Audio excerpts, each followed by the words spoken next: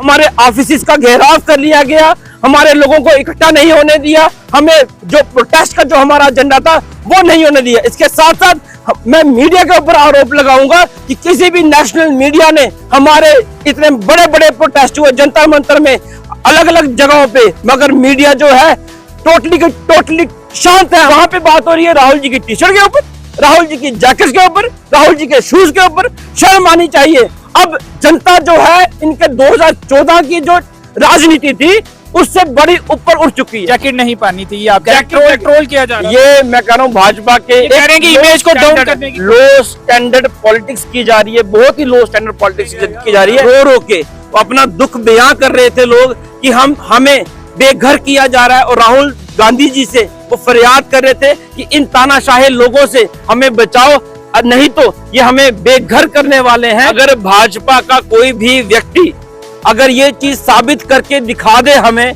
कि कोई permit system है, जब कोई परमिट सिस्टम 1947 के बाद, 1950 के बाद अगर कोई परमिट सिस्टम जम्मू कश्मीर के लोगों को यहाँ पे अगर था, अगर कॉन्स्टिट्यूशनली कोई रोक थी जो बाहर के लोगों को यहाँ पे आने के लिए, तो जो आप सजा देंगे हम वो सजा भुगतने के लिए तैयार। भाजपा का हमेशा हमला किसके ऊपर रहा? कांग्रेस के ऊपर रहा। वो क्यों? क्योंकि ये जानते थे कि पूरे हिंदुस्तान में अगर कोई पार्टी है तो वो कांग्रेस पार्टी है जो इनका मुकाबला कर सकती है। इसलिए इन्होंने कांग्रेस की इमेज को, राहुल गांधी की इमेज को डाउन करने की बात कही। हमेशा उसको एक ही एजेंडे पे बात की कि कांग्रेस गलत है, कांग्रेस गलत है। अब हो पाई है भारत जोड़ो। मैं कह रहा हूं कि आज की डेट में जो इनकी जो साजिश थी वो टोटली नाकाम हो चुकी है। कांग्रेस के नेता भी आल पार्टी के प्रोटेस्ट में शामिल हुए थे। हमारे साथ इस समय अजय सलालिया जी हैं, यूथ लीडर हैं कांग्रेस के। अजय जी, क्या अकेले प्रोटेस्ट नहीं कर पा रहे थे इसलिए आल पार्टी ने सोचा कि मिलकर भाजपा का मुकाबला किया जाए? सर, ऐसी बात नहीं है कि सभी लोग जो परेशान हैं वो सड़कों पर हैं, इसलिए ऑल पार्टीज को नाम दिया गया। किसी पॉलिटिकल पार्टी का ये फंक्शन नहीं था, कोई प्रोग्राम नहीं था। ऑल दो क्योंकि ये लोगों की ग्रीवेंसेस थी कि सरकार ने जो ऑर्डर निकाला है ये नहीं होना चाहिए, और ये ऑर्डर सरासर इसको गैर कानूनी मैं कहूंगा, क्योंकि ये जो एलजी तो ये कह रहे हैं गरीबों पर कार्रवाई नहीं, मैं ये अंडर द गार्ब ऑफ जो है ये इस कानून के तहत गरीब लोगों के ऊपर ये डंडा चलाया जाएगा। और हमने ये देखा हुआ है कि जब से ये एलजी प्रशासन आया है, इसने जम्मू कश्मीर को एक एक्सपेरिमेंट लैब बना के रखा हुआ है, चाहे वो रोजगार की बात हो, चाहे वो जमीनों को लेके बात हो। और ये मौजूदा जो ये इन्होंने जो कानून निकाला है, ये मैं सरासर कहूंगा कि ये गरीब के ऊपर ये लाठी चलाने का काम किया है। गरीब आवाम को ये बेघर करना चाहते हैं। क्यों नहीं इतने दिनों से, इतने सालों से एक मसला जो है बीजेपी के एक बहुत बड़े एक नामी गामी जो सभी जिनको पता है कि उनके ऊपर ये जो मुकदमा चलना चाहिए था, उन्होंने जो सरकारी रकबे पे एनक्रोचमेंट की है उसके खिलाफ ये सोए हुए थे क्या? आज इनको क्या जरूरत पड़ेगी कि जो गरीब आवाम जिसके पास कई सालों से जमीनें कब्जे पे हैं, उनको तो मलकियत हक देना चाहिए।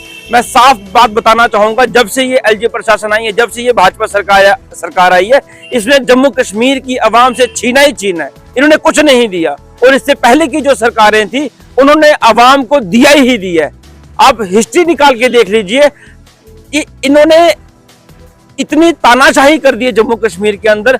ये मतलब एलजी प्रशासन के थ्रू अपोजिशन को एक बड़ा मुद्दा मिल गया, जिससे अपोजिशन भी अब एक्टिव दिख रही है। पहले तो आप कम दिख रहे थे। ये इस बात से मैं सरासर एक्सपेरिमेंट लैब बना दिया गया है, तो अगर एक्सपेरिमेंट किए जा रहे तो वो अपोजिशन कहाँ पे थी? मैं कह रहा हूँ कि हम हमेशा सड़कों पे रहे हैं।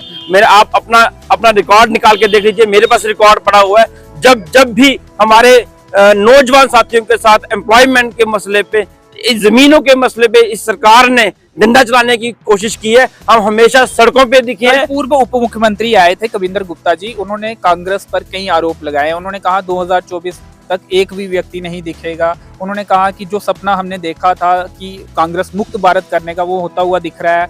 भारत जोड़ो यात्रा को भारत तोड़ो यात्रा उन्होंने कहा। मैं उनकी इस बात से बिल्कुल भी सहमत नहीं हूँ।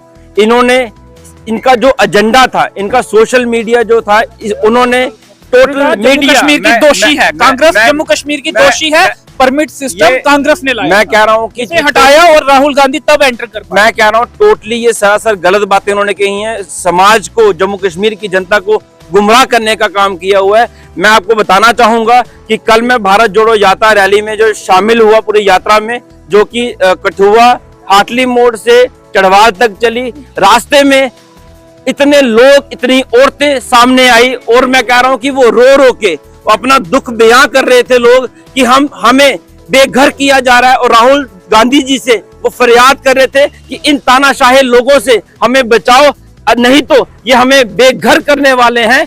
और इतने परेशान हो चुके थे लोग, और ये जो बात कर रहे हैं, क्यों नहीं देते लोगों को फायदे, क्यों नहीं लोगों को बेनिफिट की बात करते हैं? परमिट सिस्टम होता था। मैं भाजपा तो अगर भाजपा का कोई भी व्यक्ति अगर ये चीज साबित करके दिखा दे हमें कि कोई परमिट सिस्टम है, जब कोई परमिट सिस्टम 1947 के बाद, 1950 के बाद अगर कोई परमिट सिस्टम जम्मू कश्मीर के लोगों को यहाँ पे अगर था, अगर कॉन्स्टिट्यूशनली कोई रोक थी जब बाहर के लोगों को यहाँ पे आने के लिए, तो जो आप सजा देंगे हम वो सजा भुगतने के लिए तैयार हैं। कश्मीर की दोषी है। मैं कह रहा हूँ कि ये सरासर गुमराह करने की बात की जा रही है जम्मू कश्मीर की जनता को। आप मुझे बता दीजिए, 370 हटने से पहले क्या कोई वीजा लगता था जम्मू कश्मीर के लोगों को यहाँ पे आने के लिए? क्या यहाँ पे कोई पढ़ाई के लिए रोक थी? वो कह रहे हैं कि कांग्रेस मुक्त भारत होगा। आप अब भारत जोड़ो यात्रा जो चल रही है, आपको क्या लग रहा है कांग्रेस का? मैं आपको एक चीज बताना चाहता हूँ, भाजपा का हमेशा हमला किसके ऊपर रहा? कांग्रेस के ऊपर रहा। वो क्यों? क्योंकि ये जानते थे कि पूरे हिंदुस्तान में अगर कोई पार्टी है तो वो कांग्रेस पार्टी है जो इनका मुकाबला कर सकती है। इसलिए इन्होंने कांग्रेस की इमेज को, राहुल गांधी की इमेज को डाउन करने की बात कही, हमेशा उसको एक ही एजेंडे पे बात की कि कांग्रेस गलत है, कांग्रेस गलत है। अब तो हो पाई है भारत जोड़ो। मैं कह रहा हूं कि आज की डेट में जो इनकी जो साजिश थी वो टोटली नाकाम हो चुकी है। और मैं बताना चाहूंगा, मैं अपना आपके मीडिया के माध्यम से रियासी की पूरी जनता को मैं अपना पर्सनल एक्सपीरियंस शेयर करना चाहूंगा। हमने हर एक मुद्दे के ऊपर रियासी, जम्मू, दिल्ली, जहां भी हमारे लोग हैं और वो सड़कों पर उतरे हैं, उन्होंने प्रोटेस्ट किए हैं। इसके अलावा मैं खुद दिल्ली में 2-3 बार गया हूं। जब हमारा नेशनल प्रोग्राम हुआ करते थे, मैं दिल्ली जाके वहां पे प्रोटेस्ट करने के लिए गया हूं, मगर एक बार भी हमारे प्रोटेस्ट को कामयाब नहीं होने दिया। ना हमारे लोगों को एंट्री वहां पे होने दी, हमारे ऑफिस का घेराव कर लिया गया, हमारे लोगों को इकट्ठा नहीं होने दिया, हमें जो प्रोटेस्ट का जो हमारा एजेंडा था वो नहीं होने दिया। इसके साथ साथ मैं मीडिया के ऊपर आरोप लगाऊंगा कि किसी भी नेशनल मीडिया ने हमारे इतने बड़े बड़े प्रोटेस्ट हुए जंतर मंतर में, अलग अलग जगहों पे, मगर मीडिया जो है टोटली शांत है। हमारे मुद्दों को कभी भी जो है ऊपर नहीं उठाती है। साथ मैं आपको ये भी बताना चाहूंगा, जो है क्या रियासी के करीब कहाँ से गुजरेगी? दमेल से भी क्या जाएगी? जब श्रीनगर जाएगी ये यात्रा जो है दोमेल से होके श्रीनगर जाएगी, और 30 को हम अपने कांग्रेस के ऑफिस में झंडा फहरा के तारीख को हमारी यात्रा खत्म होगी श्रीनगर में। दोमेल से 24 को हमारी यात्रा से कार्यकर्ता जाएंगे, यहाँ से हमारे सभी कार्यकर्ता। और मैं बता दूं ये कोई पॉलिटिकल प्रोग्राम नहीं है। मैं आपको बता दूं कि इसमें सभी लोग खुले दिल से, मेरे को ऐसे लोगों के फोन आए जो कि हमारी पार्टी के भी नहीं है, वो खुले दिल से कह रहे हैं कि हम भी जाना चाहेंगे, क्योंकि वो लोग परेशान हो चुके हैं इस तानाशाही सरकार से, और वो चाहते हैं कि किसी ना, मैं ओपन बोलता हूँ, चैलेंज करता हूँ, अगर इनमें दम है तो करवा दे इलेक्शन, आज करवाए, आज इलेक्शन, आज ही दूध का दूध और पानी का पानी हो जाएगा। ये क्यों नहीं इलेक्शन करवा रहे? इनको इलेक्शन करवानी चाहिए ताकि लोगों की आवाज आगे जाए। देख रहे हैं कि इनके पक्ष में माहौल, ये टोटली पिछले बड़ी दुर्भाग्य की बात है जम्मू कश्मीर के लोगों के लिए कि पिछले 7-8 सालों से हमारे जो एलजी प्रशासन के थ्रू इस सरकार को चलाया जा रहा है और इलेक्शन नहीं कराई जा रही है। जब तक हमारे पब्लिक के नुमाइंदे असेंबली में जाके अपनी बात नहीं रखेंगे, असेंबली में जाके इन कानूनों के ऊपर डिस्कशन नहीं होगी, तब तक लोगों की बात जो है हमेशा दबाई जाएगी। चलिए, तो ये कहा जा रहा है कि राहुल गांधी जी ने जम्मू कश्मीर में प्रवेश करने के बाद जैकेट भी डाल दी। जैकेट था, रेनकोट था, क्या था, बरसाती? मैं आपको अपना वो चीजें आपने मुझे पूछी जो मैं पर्सनल देख रहा था वहां पे। उन्होंने एक रेनकोट पहना था। सुबह 6:30 बजे हम वहां पे असेंबल हो चुके थे। 7 बजे यात्रा हमारी चलनी थी, मगर बारिश की वजह से कोई 7:45 बजे ये यात्रा स्टार्ट हुई। जब 7:45 बजे देखा तो उन्होंने बारिश हो रही थी, उन्होंने रेनकोट पहना हुआ था, और तकरीबन कोई 9:30-10 बजे की बात है, जब बारिश जैसे बंद हुई तो वापस अपनी वो टी शर्ट में आ गए और रेनकोट उन्होंने उतार के दे दिया। जैकेट नहीं पानी थी, ये आप ट्रोल किया जा रहा है। ये मैं कह रहा हूँ भाजपा के ये बड़ी एक ये कह रहे हैं कि इमेज को डाउन करने की लो स्टैंडर्ड पॉलिटिक्स की जा रही है, बहुत ही लो स्टैंडर्ड पॉलिटिक्स की जा रही है, जहां पे जहां पे बात होनी चाहिए एम्प्लॉयमेंट के ऊपर, जहां पे महंगाई होनी चाहिए इन्फ्लेशन के ऊपर, जहां पे बात होनी चाहिए महंगाई के ऊपर, जहां पे बात होनी चाहिए कि ये लैंड एनक्रोचमेंट को लेकर जो लोगों को किस तरीके से फायदा लोगों को प्रोवाइड किया जाए, वहां पे बात हो रही है राहुल जी की टी शर्ट के ऊपर, राहुल जी की जैकेट के ऊपर, राहुल जी के शूज के ऊपर। शर्म आनी चाहिए।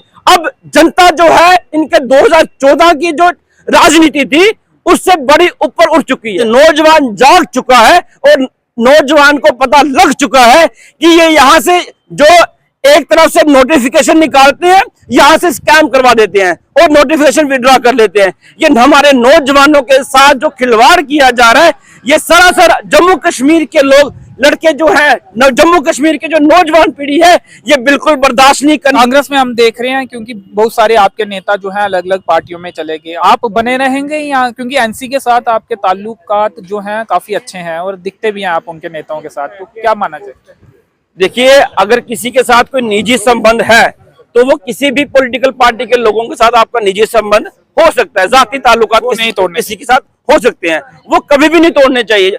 इवन अगर मेरे बीजेपी के कुछ मेरे ऐसे लोग हैं जो मेरे काफी नजदीकी मेरे दोस्त हैं, अब पार्टी अलग होने की वजह से मेरा ये तो नहीं है कि मेरा अगर उनके साथ आना जाना है, मेरे रिश्तेदार होंगे, मेरा आना जाना होगा, मेरे दोस्त होंगे, उनके साथ मेरा उठना बैठना होगा। उनकी अपनी एक विचारधारा है, उनकी अपनी एक सोच है, जिस पार्टी को वो पसंद करते हैं वो उसके साथ है। मुझे जिस पार्टी की विचारधारा अच्छी लगती है मैं उसके साथ खड़ा हूँ। चलिए, शुक्रिया, थैंक यू सर। धन्यवाद।